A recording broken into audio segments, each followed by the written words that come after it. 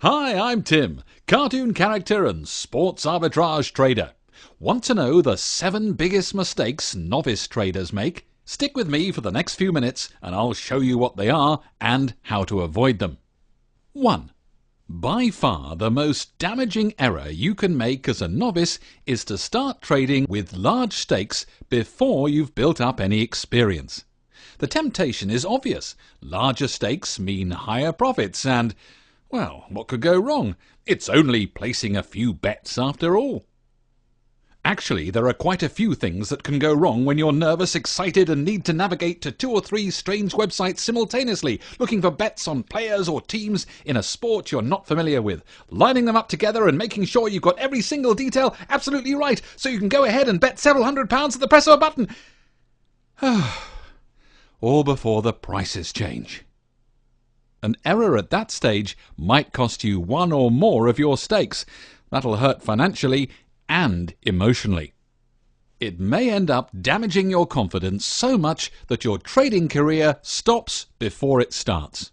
My advice?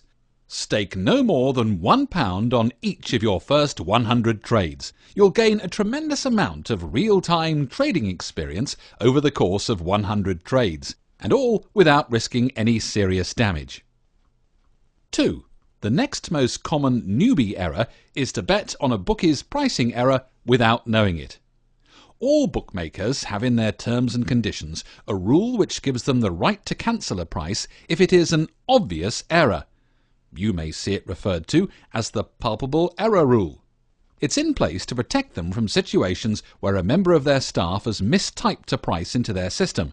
For example, 2 to 1 instead of 1 to 2. In such a case, if you place a bet at the incorrect price, when the bookie notices, he will give you the option either to keep the wager, but at the correct price, or cancel it entirely. If you choose the former, you'll be left with a loss. If you choose the latter, then you'll be left with an exposed bet, which you may or may not be able to cover elsewhere at a better price. With experience, you'll learn to spot when a price is an obvious error, and you'll avoid betting it. However, if you use the advanced software in the sports arbitrage world Trader Zone, you'll find that it helpfully recognizes suspicious prices for you automatically. 3. Novice traders often lose money by falling foul of differences in the rules enforced by bookies in certain sports. The main ones to look out for are the retirement rules in tennis, picture change rules in American baseball, and overtime rules in ice hockey. I'll talk in a future video about the profitable trading opportunities that these rules differences can present. For now, just be aware that it is a simple arbitrage trade. If the rules differ, then a risk exists. Fortunately, the sports arbitrage software at the top end of the market has the ability to filter out these riskier trades for you automatically. 4. Missing your prices. Sports arbitrage trades don't last for very long.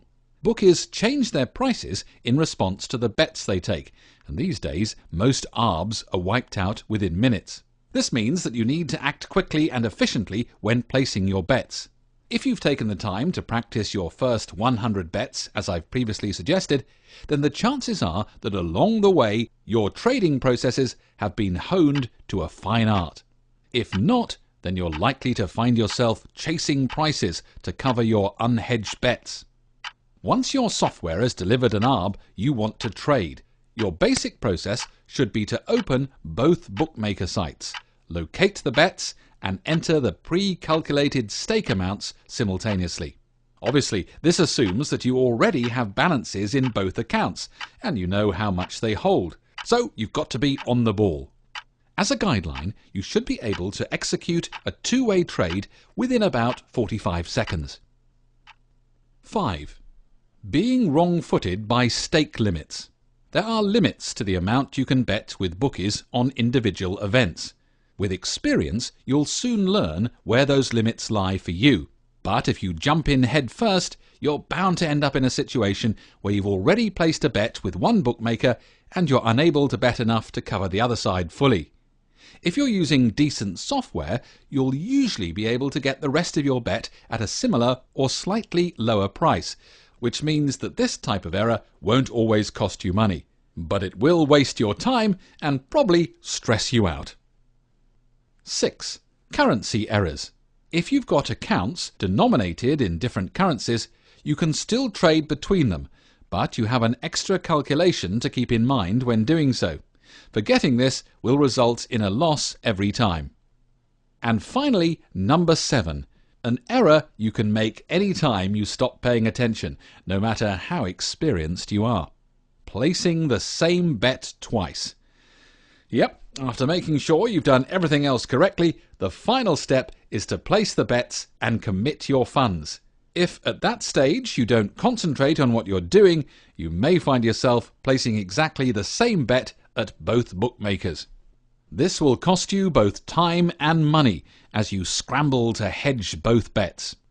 So those are the risks you face as a sports arbitrage trader. As you can probably see, they can all be easily avoided by sticking to 3 basic rules. 1. Don't try to run before you can walk. 2. Be organized in your approach. And 3. Always pay attention to what you're doing. If you do this, then you can look forward to making an extraordinary new tax-free income on your own terms, choosing exactly how much you want to make and working at it only when you actually want to.